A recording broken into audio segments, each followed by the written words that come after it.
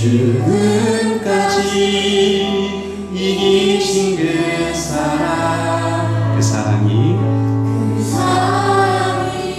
날 찾아왔네. 예수님은 사랑이야. 예수 사랑합니다. 예수 사랑합니다. 사랑합니다. 온 마음 다하여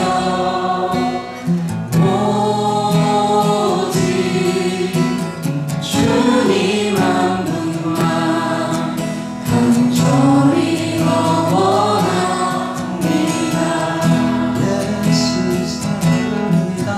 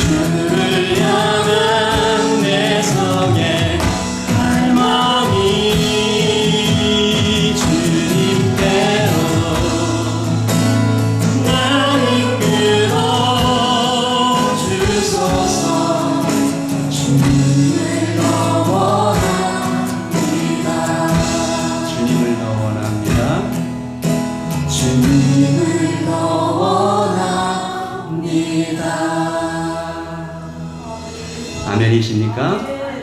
우리 같이 기도할게요. 우리 방금 가사로 기도했지 않습니까? 예수님 사랑합니다. 주님께로 나를 이끌어 주십시오. 주님을 더 원합니다. 이제는 우리 목소리로, 우리 마음으로, 방금은 노래로 찬양했다면 이제 우리 마음으로 이 예배 가운데 주님만 간절히 원합니다. 우리 그렇게 기도하겠습니다. 기도하십시다. 하나님 아버지, 이 예배 가운데 하나님의 임재가, 성령 하나님께서 우리의 마음을 만지시는 것들이 예수님이 정말로 사랑이심을 발견하는 시간 되게 하여 주시기를 원하고, 성령님, 우리의 마음이 또한 우리 공동체 전체가 하나님 아버지의 은혜만 소망하고, 내 힘으로 안 됩니다, 주님만 찬양합니다, 그렇게 크게 기도하는 시간들 될 수 있도록 성령님 함께하여 주시옵소서. 부족합니다, 연약합니다, 무지합니다. 하나님, 그러나 주님께서 함께 하시면 가능합니다. 주님 찬양합니다, 예배합니다, 사랑합니다. 우리 주 예수 그리스도의 이름으로 이 모든 기도를 주님께 올려드립니다. 아멘. 우리의 위로자이시며 온 땅의 영원한 소망이심을 함께 찬양하시오.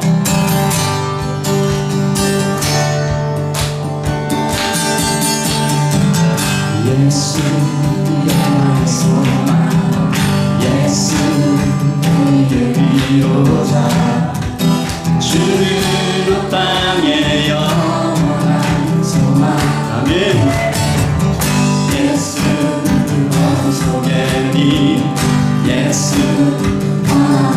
진리, 주는 땅의 빛이 되시네. 우리 위에 죽으시고 다시 사신 생명의 주님만이 아멘. 원함없는 방송이라 주님만이 온 세상을 주시네. 또 주님에서 부활하신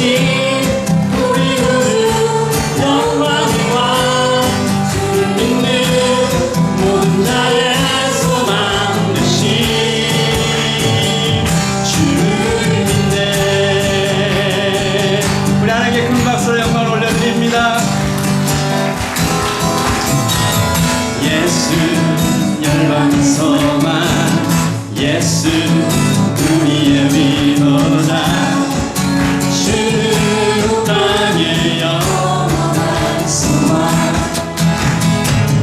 예수 어둠 빛, 예수 평화의 진리, 주는 땅의 빛이 되시네.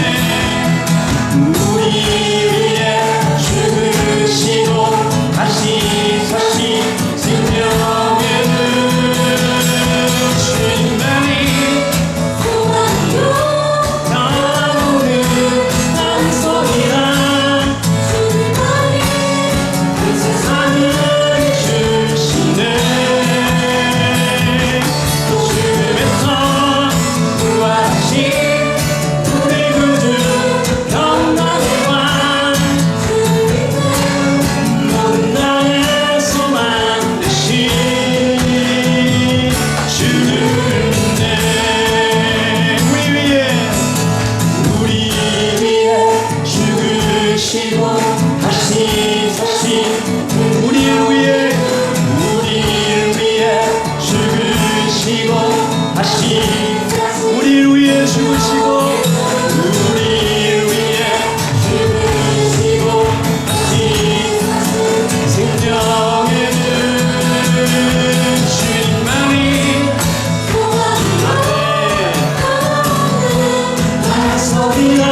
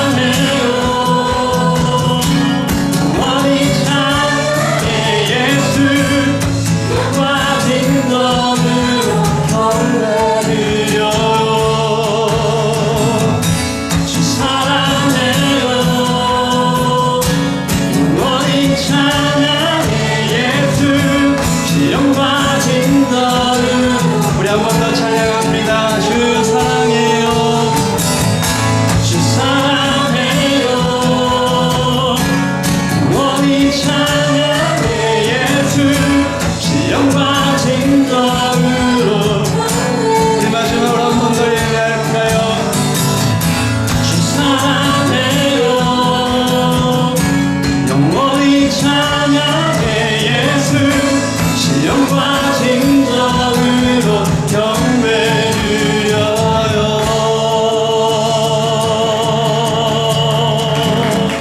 아멘.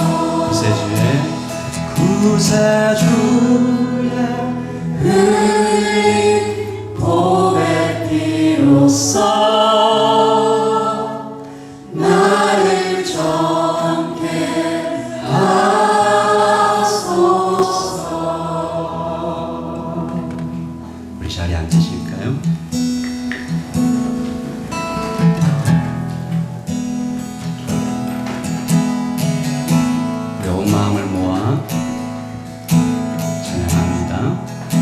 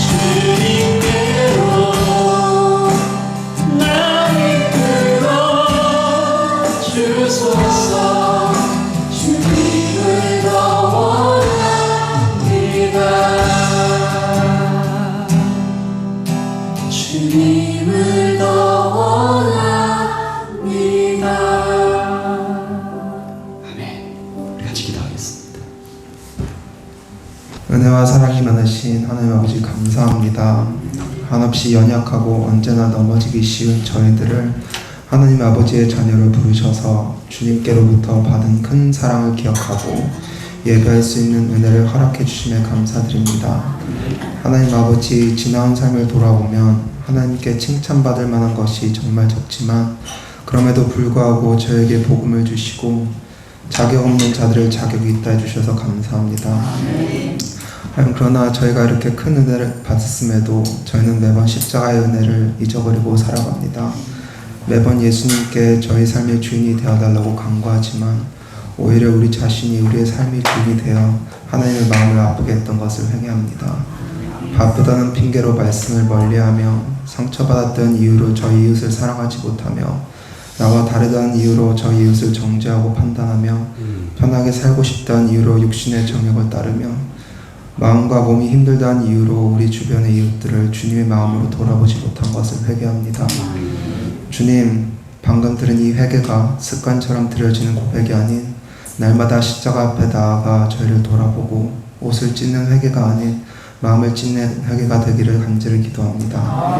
그리하여 저희가 드리는 진정한 회개를 통해 저희 삶뿐만이 아닌 예담교회와 뉴질랜드와 저희 가정과 세상의 구석구석까지 회개의 열매가 맺어지는 놀라운 성령 하나님의 역사가 일어나게 도와주시옵소서. 하나님 아버지, 오늘 특별히 말씀 전하실 목사님을 위해서 기도합니다.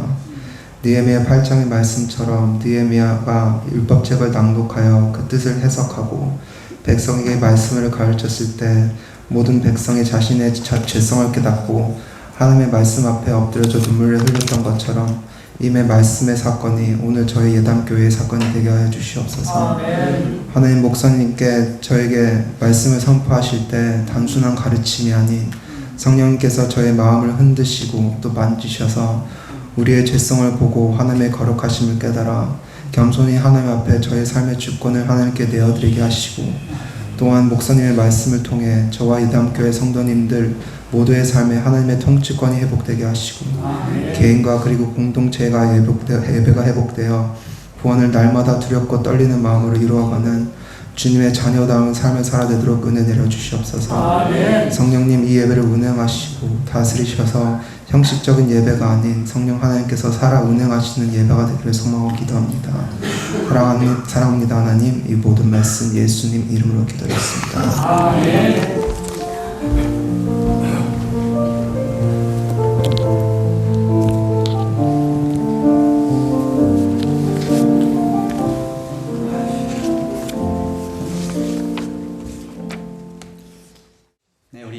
생일 축하 노래 함께 부르면서 이분들에게 준비한 초콜릿을 선물해 드리겠습니다. 하나님 주신 생명, 하나님 주신 생명 그 나라 갈 때까지 축복이 되니 너와 또 나에게 주님과 함께 이웃과 함께 사랑하며 섬기며 천국 맛보며 우리 주변에 있는 분들도 축복할까요? 하나님 주신 생명 그 나라 갈 때까지 축복이 되니 너와 또 나에게 주님과 함께 이웃과 함께 사랑하며 섬기며 천국 맛보며 살아요.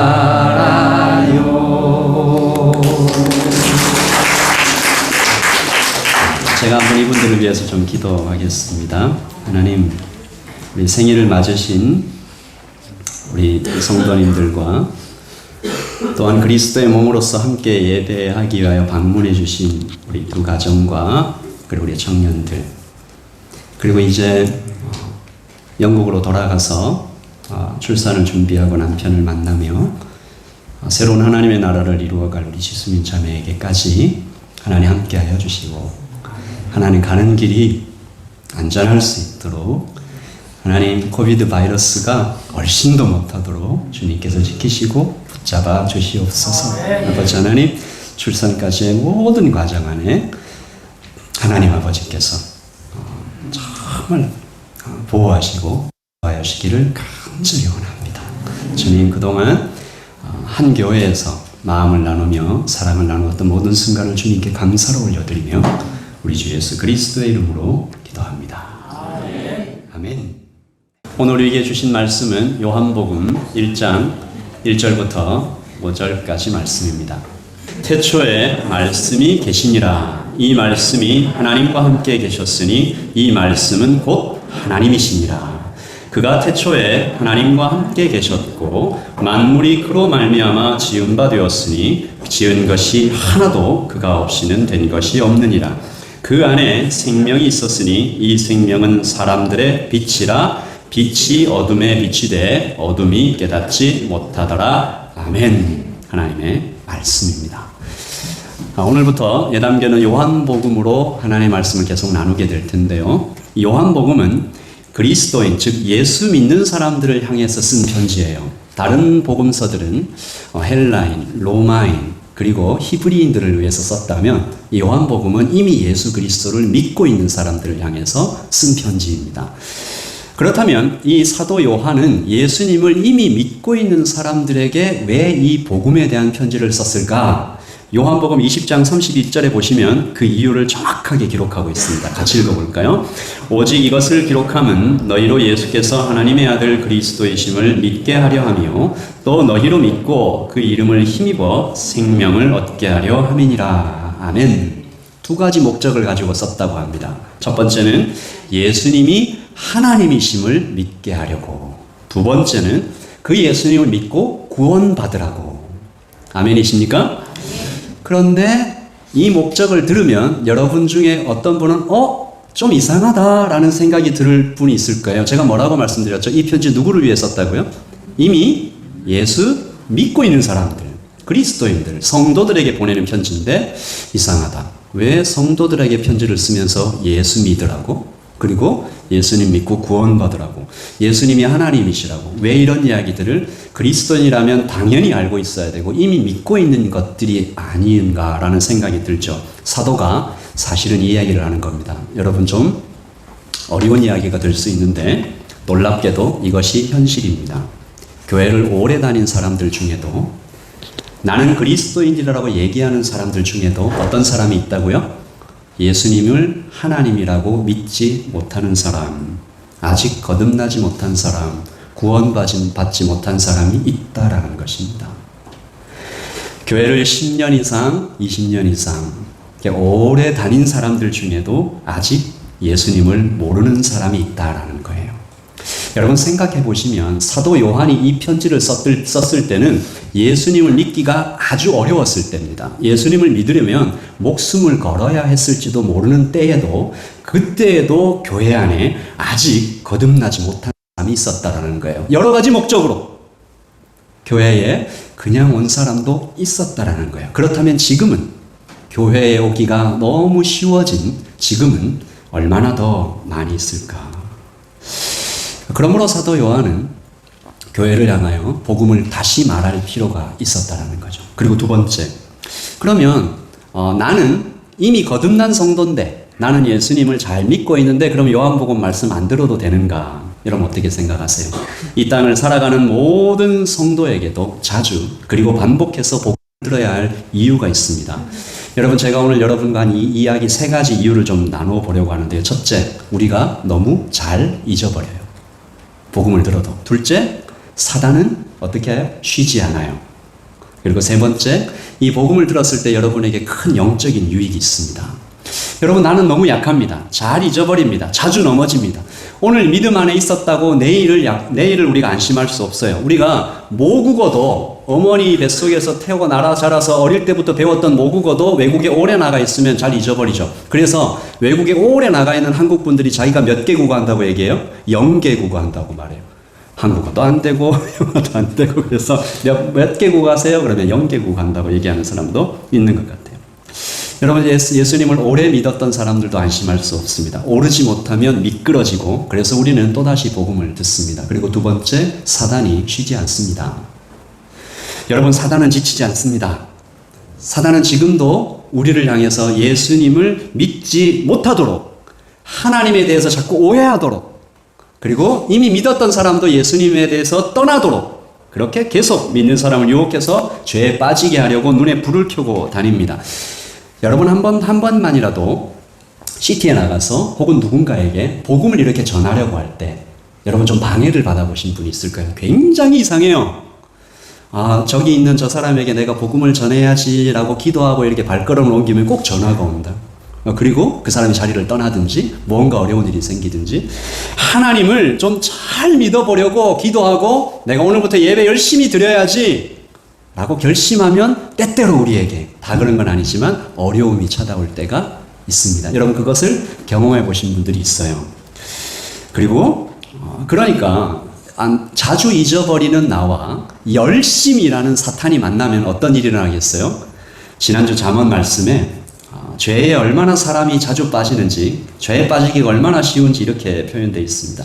잠언 18장 8절 말씀인데 같이 읽어보죠. 남의 말하기를 좋아하는 자의 말은 별식과 같아서 뱃속 깊은 데로 내려가니라.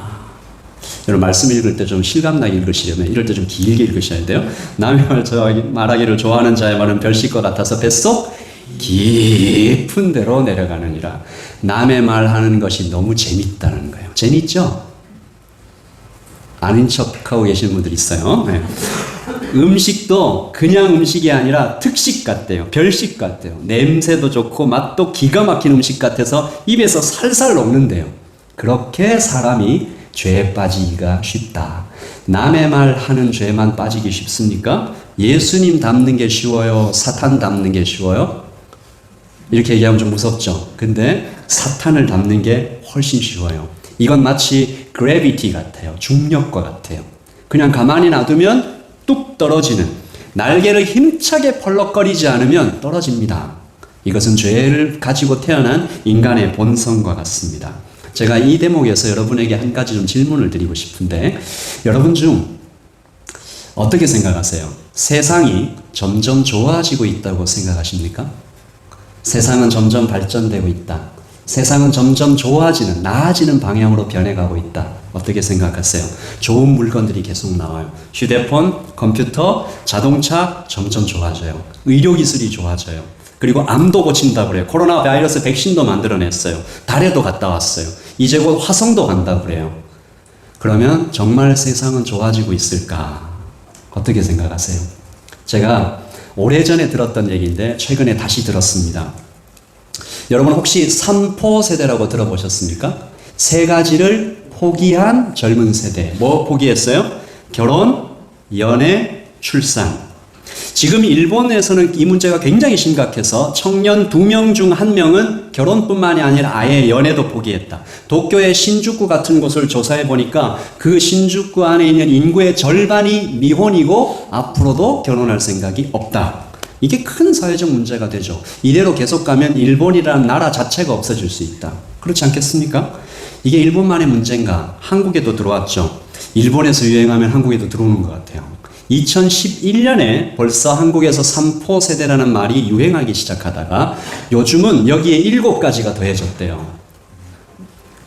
취업, 내 집 마련, 건강, 외모 관리, 인간관계, 희망, 그리고 마지막으로 인생. 이거 다 합쳐서 10가지라고 그래서 10포 세대. 그리고 또 어떤 사람은 그 정도면 뭐 다 포기한 거 아니냐 그래서 완포 세대 뭐 이런 얘기들을 하고 있다는 거죠.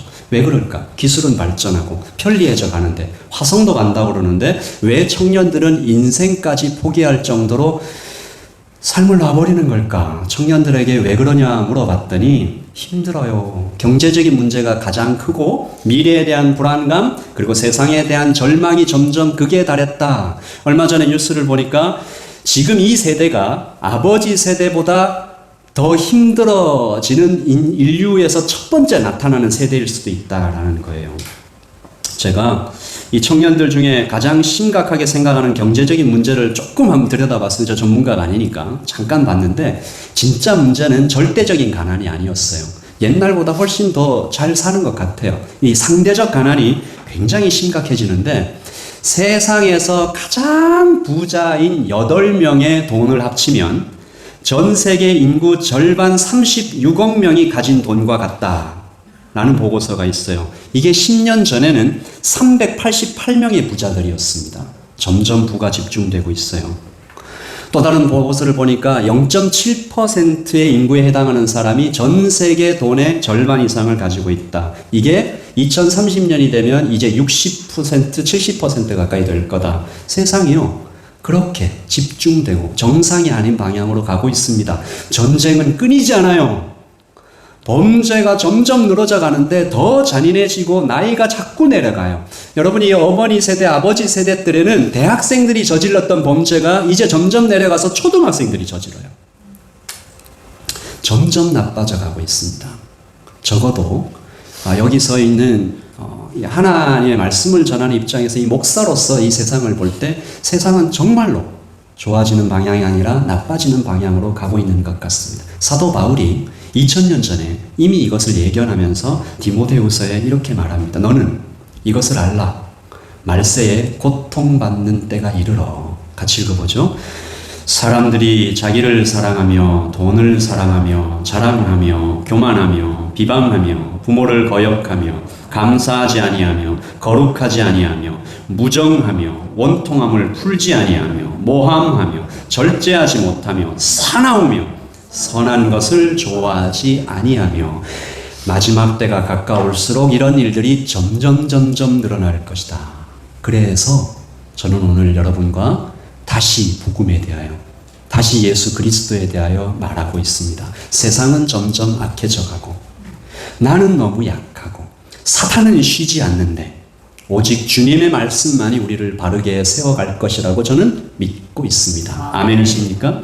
사도 바울이 아까의 그 말세의 징조를 얘기하면서 그때가 다가올수록 더욱 이렇게 해라 라고 얘기하면서 똑같은 얘기를 하죠. 그러나 너는 배우고 확신한 일에 거하라. 내가 누구에게서 배운 것을 알며 같이 읽어봅시다. 시작. 또 어려서부터 성경을 알았나니 성경은 능히 너로 하여금 그리스도 예수 안에 있는 믿음으로 말미암아 구원에 이르는 지혜가 있게 하느니라. 아멘. 어려서부터 성경을 배웠던 디모데에게 말합니다. 이렇게 마지막 때가 점점 다가오면 어디로 돌아가라? 하나님의 말씀으로 돌아가라. 그 위에 똑바로 살아. 그래서 오늘 사도 요한이 요한복음을 기록할 때 잘 믿고 있는 것 같은 성도들에게, 교회들에게 얘기하면서 예수님이 하나님이시다. 그리고 예수님을 믿어야 구원받는다. 예수님께로 가라. 그러면서 다시 복음을 말하는 겁니다. 기본으로 돌아가자. Back to basic. 예수님에 대하여, 복음에 대하여 다시 처음부터 하나씩 기초를 세워갈 때 여러분에게도 영적인 큰 유익이 있다고 저는 믿습니다. 제가 요즘 이 사도 요한의 마음이 조금 이해가 되는 사건들이 좀 있는데요. 예담교회에 제자훈련반이 2반이 있고 총 16분이 여기서 훈련을 받고 있는데 최근에 새가족반이 2반이 또 오픈이 됐습니다. 한 반에 한 가정씩 맞춤 교육으로 이 2가정의 교육을 받고 있는데 새가족반이 뭐 하는 곳입니까? 신앙의 기초 중에 기초를 교육하는 거잖아요. 예수님은 누구신가? 성경은 무엇인가? 하나님은 무엇인가? 내용도 쉽고 책자도 정말 조그맣게 생겼어요. 그런데 새가족 중 한 분은 또 권사님이시고 또 한 분, 또 한 가정도 오랫동안 교회를 다니시는 분인데 이 새가족 분을 할 때 분위기가 어떨까요? 아유, 뭐 다 아는 얘기예요. 예수님은 누구신지 뭐 제가 알아요. 하나님 누구신지 제가 모를까 봐요. 성경 뭔지 알아요. 이런 분위기가 아닙니다. 새가족반의 은혜가 얼마나 넘치는지 모르겠어요. 제가 여러분에게 말씀드렸던 것처럼 이 새가족반에 여러분 모두를 초청하는 이유가 이것입니다. 이것은 제가 계획한 것이 아니고 새가족 중 한 분이 이제부터 새가족 공부는 저와 그리고 이 1대1로 이렇게 한다라니까 아주 조금 부담스러웠던 것 같아요. 그리고 우리 교회 성도님들도 좀 마음씨가 좋으셔서 그러면 저도 새가족과 함께 공부할게요 해서 이제 시간을 내주셔가지고 지난 3주차 공부하는데 총 4분이 새로 오셨습니다. 그래서 새가족과 5분이 함께 앉아서 예수님은 누구신가 기초 중에 기초인 이 교재로 이 주제로 새가족 공부를 했는데 정말 지루하지 않았습니다. 이건 또 참석한 분들의 얘기를 좀 들어봐야 된다는 의견도 좀 있긴 합니다. 네. 다 아는 내용이니 그저 그런 시간에 지나지 않았던 것 같아요. 성령께서 주시는 은혜를 크게 누렸고 교육생뿐만이 아니라 또 예수님은 누구신지 설명하는 제 마음 안에도 굉장히 몇 번이고 울컥울컥 하면서 깊은 감동을 누리게 되었습니다. 그래서 제가 믿는 것은 사도 요한이 요한복음을 기록해서 이렇게 보냈을 때 이 편지를 받아본 성도들에게도 똑같은 일이 일어났을 것이다. 다 아는 이야기인데 새롭게 성령께서 주신 은혜가 막 가슴에 사무쳐 들어와서 울컥울컥하는 그 성령의 은혜가 많이 있었을 것이다. 그래서 저는 오늘 교회와 함께 성령께서 주시는 이 은혜를 누려가면서 제가 이 시리즈의 이름을 지었어요. 다시 예수, Jesus Again. 이 시리즈를 통해서 저와 여러분에게 풍성한 은혜가 있기를 성령 하나님의 이름으로 축복합니다. 제가 이 설교 시리즈를 시작하면서 하나님께 기도하는 이 3가지 기도 제목이 있는데 첫 번째, 여러분이 이 복음을 들으면서 여러분 안에 믿음의 확신이 생기기를 원합니다. 예수님을 더 깊이 알게 됨으로써 여러분 안에 깊은 믿음의 확신이 생기고 복음 안에서 흔들리지 않고 여러분의 속사람이 강건해지기를 소원합니다. 두 번째, 전도의 훈련인데요. 우리 모두가 이제 믿지 않는 사람에게 복음을 전할 수 있도록 준비되어야 합니다. 여러분 중에 어떤 분도 여기에서 예외가 될 수 없고 여러분에게 누군가가 예수님이 누구세요? 이 복음이 뭐예요? 라고 질문했을 때 처음부터 끝까지 잘 설명할 수 있도록 여러분이 준비가 되셔야 합니다. 사도 요한이 보낸 편지를 받은 성도들에게도 그 똑같은 일이 일어났을 거고요.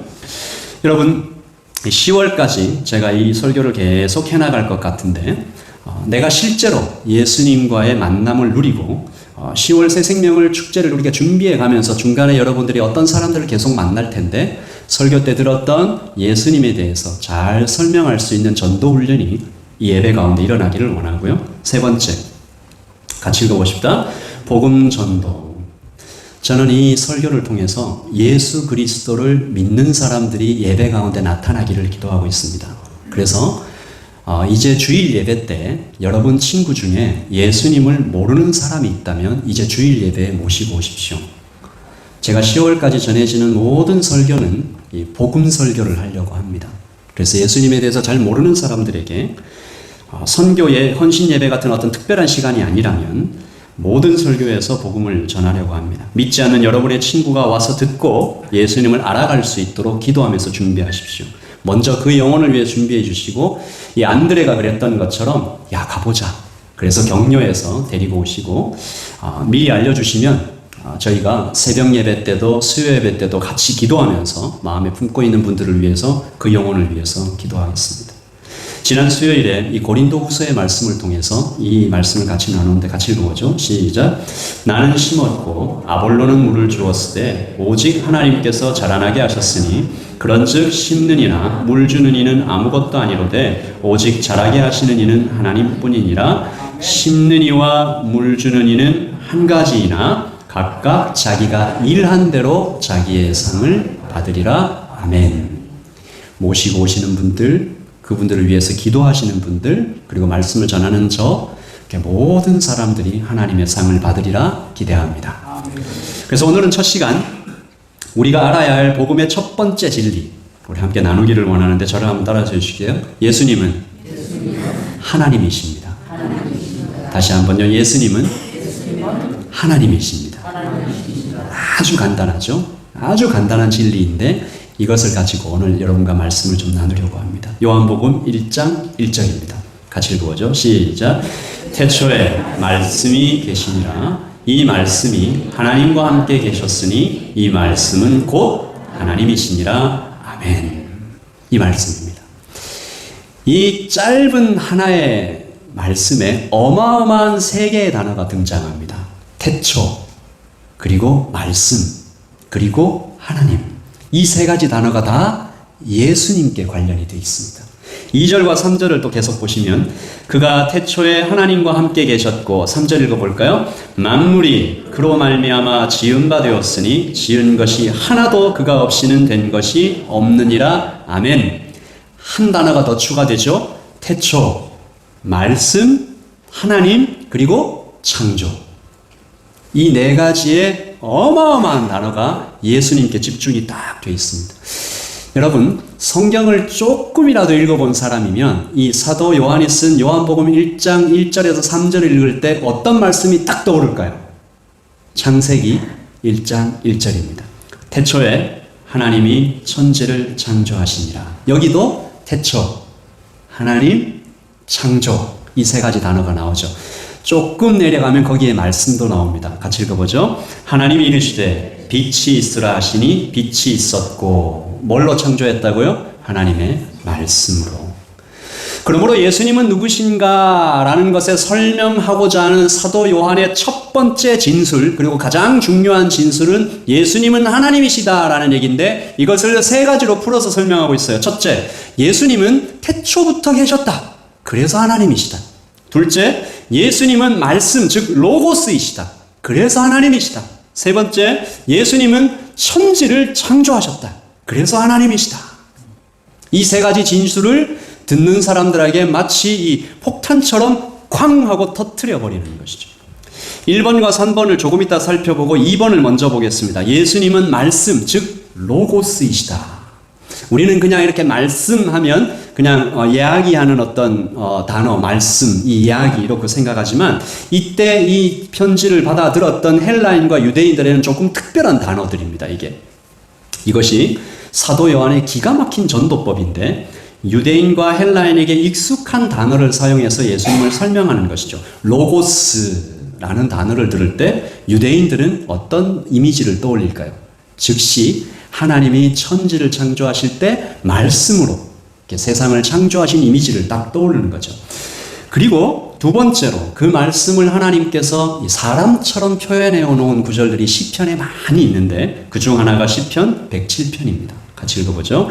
여호와께서 말씀을 보내어 그들을 치료하시고 무덤에서 그들을 건지셨습니다. 마치 사람을 보내는 것처럼 여호와께서 말씀을 보내요. 그러니까 유대인들이 예수님은 로고스이시다라고 얘기하면 창조, 사람처럼 보내셨던 그거. 그리고 헬라인들은요, 헬라인들에게는 로고스가 이 헬라 철학과 관계되어 있는데, 중재자, 미디에이터, 영적인 세계가 있고 물질적인 세계가 있는데, 영적인 세계와 물질적인 세계는 만날 수가 없다. 그래서 이 중간에 누군가가 이것을 이어주는 다리 같은 존재가 필요한데, 미디에이터, 중재자, 이것이 로고스다. 그러니까 사도 요한은 이렇게 얘기한 거예요. 유대인들에게, 여기 이제 유대인들이 있다고 쳐봐요. 하나님께서 말씀으로 세상을 창조하셨잖아. 알지? 근데 그 말씀이, 구약에서 얘기했던 그 말씀이 바로 예수님이야. 당신들 시편 기억나지? 여호와께서 말씀을 보내신다고 그랬잖아. 그 말씀을 보내서 치료하신다고 그랬잖아. 무덤에서 건지신다고 그랬잖아. 근데 그게 누군지 잘 몰랐지? 그것이 우리에게 오신 바로 그 예수님이야. 헬라인들에게는 이렇게 말한 겁니다. 당신들이 신과 이 세상을 이어주는 분, 중재자 이야기 많이 했지. 그분이 미디에이터, 로고스라고 했지. 근데 그분이 정확하게 누군지 몰랐잖아. 그분이 이 땅에 오신 바로 그 예수님이야. 그리고 깜짝 놀라고 있는 그 사람들에게 이어서 얘기하는 거죠. 단순히 말씀 정도 보내신 게 아니야. 다리 같은 존재나 중재자 정도가 아니야. 그분이 그냥 여러분이 데미갓이라는 표현을 이해하실지 모르는데 그냥 이게 하나님이 조금 섞인 그런 어떤 우리보다 조금 좋은 그 정도 존재가 오신 게 아니야. 그분은 태초부터 계신 하나님이야. 그분은 천지와 우주를 만드신 바로 그 하나님이 이 땅에 사람의 몸을 입고 오신 거야. 그래서 1절과 2절과 3절에서 이 얘기를 하는 거죠. 그가 태초에 하나님과 함께 계셨고 만물이 그로 말미암아 지은 바 되었으니 지은 것이 하나도 그가 없이는 된 것이 없느니라. 이 편지를 들었던 유대인들과 헬라인들의 충격을 여러분이 한번 상상을 해보십시오. 뭐라고? 태초부터 계신 분이라고? 우주를 만드신 분이라고?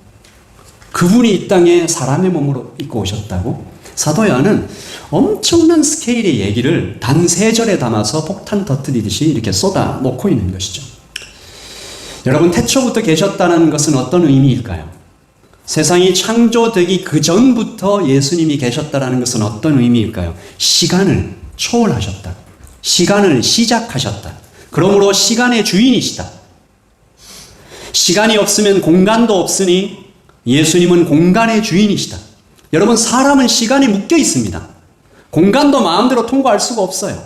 그런데 오직 하나님만이 시간을 시작하시고 또 끝내실 수가 있다. 그러니까 이것은 굉장히 어마어마한 이야기입니다.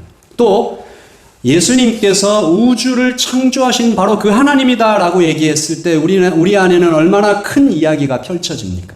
여러분, 우주의 크기를 생각하면 머리가 아득해지는 거죠. 당시에는 얼마나 더 큰 얘기였는지 상상하기가 좀 힘들고요. 지금 우리가 이 얘기를 들어도 깜짝 놀랄 만한 이야기죠. 여러분, 지금 지구에서 가장 큰 천체 망원경으로 이 우주를 관측했을 때 우주의 크기가 대략 한 400억 광년 정도 될 것 같다. 빛이 1년 동안 열심히 간 거리가 1광년이면 400억 년 동안 가야 우주의 크기가 대충, 근데 그 우주의 크기가 또 계속 커지고 있다. 우리 태양계가 약 1광년에서 한 4광년 정도 된다고 하죠. 은하계가 한 10만 광년이고 은하계 안에 우리가 살고 있는 이 태양계 같은 것들이 또 2천억 개 정도 들어있다고 그러고 이 우주 안에도 그 어마어마한 은하계가 또 한 2천억 개 정도 있다고 해요. 이것이 예수님께서 창조하신 물질세계, 피지컬 월드입니다. 큰 스케일로 봤을 때 너무 커서 우리의 머리에 잘 들어오지도 않아요. 그런데 과학이 발달하면서 이 한 물체를 이게 깊이 있게 마이크로의 세계로 쭉 들어가 보니까 그건 더 경이로웠던 거예요. 여러분, 물체에 깊이 들어가면 그 안에 분자가 있고 원자가 있고 밀입자가 있고 소립자가 있고 힉스, 쿼크, 렙톤까지 내려가면 거기도 우주의 크기만한 놀라운 세계들이 막 펼쳐지는 거예요. 그러니까 예수님께서 우리의 머리로 아득하게 이해도 안 되는 이 물질 세계를 만드시고 또 그것을 운행하시기 위해서 그 안에 아주 미시세계까지 다 창조하시고 그것을 운행하시고 별들과 별들을 그 중력에 따라서 잘 제자리에 두시는 이 모든 일들을 하신 분이 예수님이다. 그리고 예수님이 그것만 창조하셨나? 영적인 세계도 창조하셨다. 천사와 악마와 그리고 모든 악한 영들과 천국과 지옥과 그 모든 것의 주인이 예수님이다. 그리고 시간의 주인이시니까 시간이 창조할 때부터 이 세상이 끝날 때까지 그 모든 세계가 예수님의 손안에 있다 라고 얘기를 해버리니까 사람들이 듣고 얼마나 놀랐겠어요. 왜냐하면 예수님을 눈으로 본 사람도 있는데 그 예수님께서 이 팔레스타인 지방을 걸어다니시면서 사람들과 얘기하는 것을 본 사람도 있는데, 그 예수님께서 어쩌면 예수님께서 직접 오병이어로 떡을 떼서 이렇게 나눠주는 것을 먹어본 사람이 혹시 요한복음의 독자 가운데 있을지도 모르는데, 우리와 똑같이 사람의 몸을 입고 이 땅에 오신 분이 뭐라고? 태초부터 계셨다고. 이 우주를 창조하신 분이라고. 시간의 주인이라고.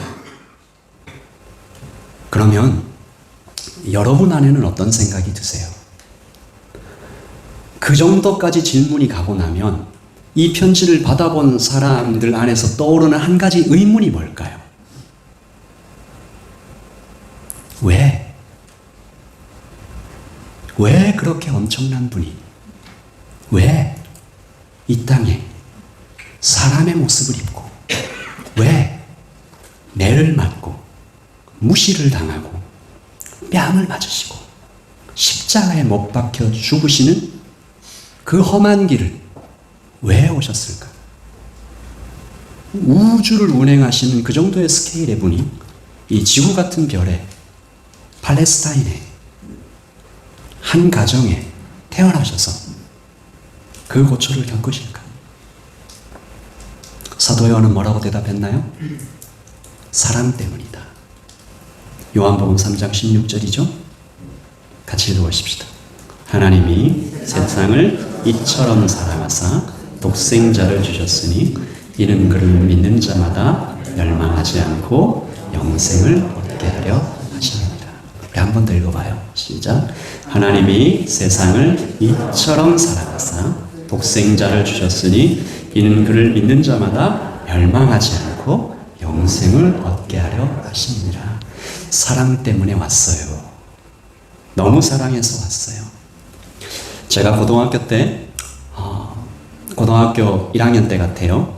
제 인생의 방향을 이제 평생 하나님께 딱 정하고 살아가자 라고 했던 그 사건도 바로 이 사랑 때문이었습니다.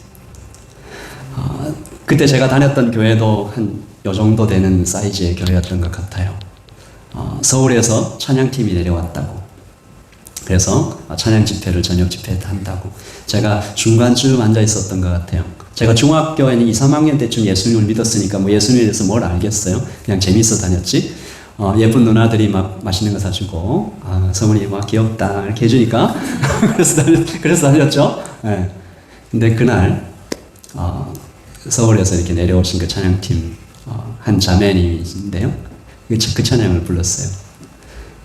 예수님 십자가 지시었네 왜 날 사랑하나. 예수님 갈보리 걸으셨네 왜 날 사랑하나. 왜 날 사랑하나. 왜 날 사랑하나. 왜 주님 갈보리 가야 했나. 왜 날 사랑하나. 짧은 노래였어요. 저에게는 이 천지가 개벽되는 것 같은 그런 충격을 저한테 줬습니다. 그분이 정말 온 마음을 다해서 찬양을 한 것도 있지만 저에게 처음으로 그 진리가 송곳처럼 와서 박혔어요. 왜? 그래 왜? 하나님께서 하늘의 보좌에 앉아서 온 우주를 창조하시고 시간의 주인이시고 그렇게 완벽한 조화 가운데 평안과 충만을 누리시는 분께서 왜 사람의 몸을 입고 나에게 오셔서 그 경북 김천 그 시골 오셔가지고 마치 내 눈앞에 오셔가지고 성훈아 내가 너 사랑해. 왜 그러셨을까? 그때 제가 결심한 것 같아요. 하나님 저도 평생 저 찬양하시는 분처럼 하나님을 찬양하는 삶으로 살기 원합니다. 주님 저도 저 마음으로 평생 살고 싶습니다. 그렇게 기도했었습니다. 여러분 예수님께서 그렇게 사랑으로 오셨어요. 하늘 보좌에서 이 땅으로 오신 이유가 바로 사랑입니다. 우주를 건너 시간을 뚫고 오늘 말씀 4절이 바로 그 이야기죠. 같이 읽어보십시다. 그 안에 생명이 있었으니 이 생명은 사람들의 빛이라. 아멘. 이 말씀은 예수님 안에 생명도 있고 빛도 있다라는 그냥 단순한 서술이 아닙니다. 이것은 오직 유일한 생명이 예수님 안에만 있다. 이 세상에 단 하나의 빛은 예수님 안에만 있다. 이 말씀을 조금 더 깊이 들어가 보면 여기에도 예수님의 그 절절한 사랑이 느껴지죠. 세상에 생명이 없어서, 너희가 거주하는 그 세상에 빛이 없어서 내가 생명 되어 주려고 왔다. 내가 빛이 되어 주려고 왔다. 너희가 생명이 없어서 빛이 없어서 압이 없는 고아처럼 다니는 것이 내가 너무 마음이 아파서, 그래서 내가 직접 왔다. 생명 없는 사람을 사랑하셨기 때문에 오셨고, 빛이 없는 어둠 속에 살고 있는 사람을 불쌍히 여기셔서 예수님이 오셨다라는 것입니다. 여러분, 이 말씀 들으면 혹시 여러분 가운데 내가 왜 생명이 없습니까? 왜 이 세상에 빛이 없습니까? 저도 나름대로 생명이 있고 저도 나름대로 빛 따라 삽니다라고 얘기할 수 있는 분들이 있을지 모르겠지만, 여러분, 그것과 이것을 비교하지 마십시오. 하나님께서 얘기하시는 그 영원한 생명과 하나님께서 얘기하시는 그 완벽한 빛은 사람이 원래 그렇게 살라고 만들어 놓으신, 여러분, 사람은 원래 몇 년 살라고 하나님께서 만드셨어요? 영원히 사는 존재로 만드셨어요. 사람은 원래 창조될 때 영원히 살도록 생명이 안에서 그냥 충만한 존재로 만드셨어요. 하나님은 사람을 어떤 존재로 만드셨어요? 하나님의 빛 안에서 하루 종일 영원토록 하나님의 빛 안에서 이렇게 걸어가는 그런 아주 놀라운 존재로 만드셨어요. 그 생명 다 잃어버리고 그 빛 다 잃어버리고, 그래서 우리가 오늘 살면서 아프고 병들고 무서워하고 거짓말하고 다른 사람을 해치고 나도 자꾸 아프고, 아까 읽었던 세상의 마지막 모습이 그러므로 우리 안에 다 있는 것입니다. 우리가 아까 그 말씀 읽을 때 혹시 저거 내 얘기 아니네 라고 읽었던 분은 한번 다시 읽어보죠. 시작. 사람들이 자기를 사랑하며 돈을 사랑하며 자랑하며 교만하며 비방하며 부모를 거역하며 감사하지 아니하며 거룩하지 아니하며, 이게 다 우리 안에 있는 모습입니다. 모두 생명 없는 것들이고 모두 어둠입니다. 그래서 예수님께서 오셨습니다. 그래서 예수님께서, 태초부터 계신 예수님께서, 창조하신 예수님께서, 로고스이신 예수님께서 사람 때문에 이 땅에 오셔서 우리의 이름을 부르시며 내가 너의 생명이 되어주려고, 내가 너의 빛이 되어주려고. 이것이 복음입니다. 이것이 제가 오늘 여러분과 함께 나눌 첫 번째 예수님에 대한 복음입니다. 새가족반에서 나누었던 얘기를 말씀드리면서 오늘 설교를 마치려고 합니다. 우리 찬양팀 나와서 준비를 좀 해주시고요. 어떤 사람이 구덩이에 빠졌어요. 자기가 보니까 이 구덩이가 너무 깊어가지고 빠져나갈 수가 없어요. 첫 번째 사람이 와서 얘기합니다. 그러니까 조심 좀 하라니까. 왜 그 구덩이에 빠져가지고 왜 이 길로 다니지 말라고 내가 몇 번을 얘기했는데 왜 그랬냐고. 첫 번째 사람이 막 책망합니다. 또 두 번째 사람이 지나갑니다. 뭐라고 얘기합니까? 잘 고민해보면 빠져나올 수 있는 길이 있을 수도 있어. 한번 자기를 단련하고 자기가 좀 이렇게 좀 힘을 이렇게 올리면 나올 수 있을 것 같아. 그러고 그냥 갔습니다. 그리고 세 번째 사람이 왔어요. 어떻게 했을까요? 다른 곳에서 막 재료를 가져와 가지고 사다리를 놓고 자기가 직접 내려와서 지치고 병든 그 사람을 데리고 같이 올라갔습니다. 첫 번째 사람은 누굴까요? 첫 번째 사람은 공자, 두 번째 사람은 부처입니다. 네가 해탈해가지고 너가 한번 이렇게 변화되면 될 수 있을지 몰라. 세 번째 분은 누구신가요? 예수님입니다.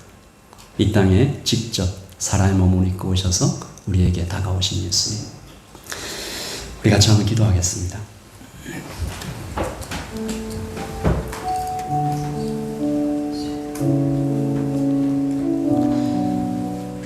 태초에 말씀이 계시니라.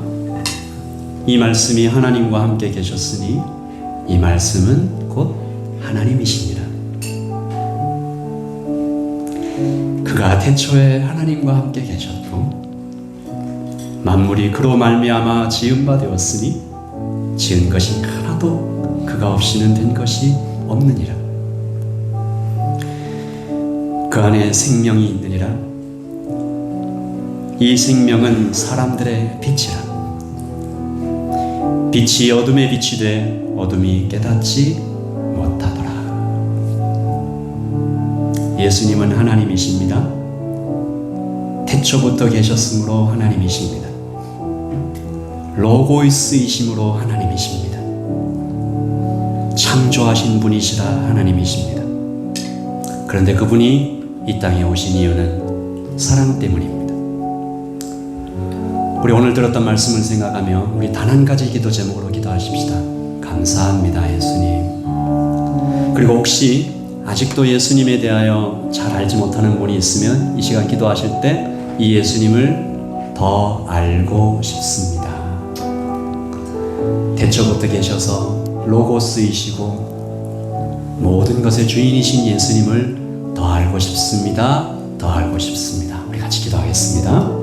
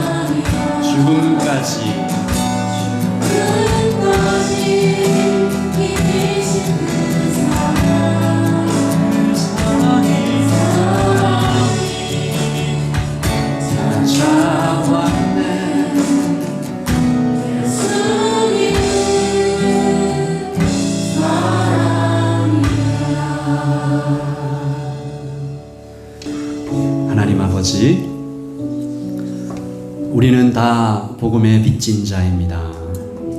우리가 이 복음을 믿어 여기까지 왔습니다.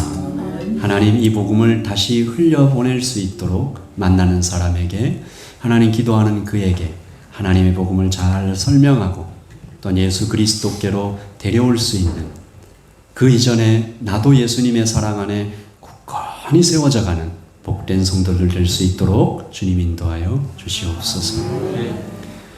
지금은 우리 주 예수 그리스도의 그 크신 은혜와 하나님의 사랑과 성령의 교통하심이, 태초부터 계신 예수님, 로고스이신 예수님, 창조주이신 예수님, 시간의 주인이신 예수님, 모든 것의 주인이신 예수님께서 이 땅에 사랑 때문에 오셔서 생명 주시려고, 빛 주시려고, 하나님 그렇게 오신 예수님을 따라 살겠다고, 그 예수님을 사랑하며 감사하며 살겠다고 결단하는 여기 모이는 모든 하나님의 백성들 머리 위에 지금부터 영원토록 함께 있을지어다.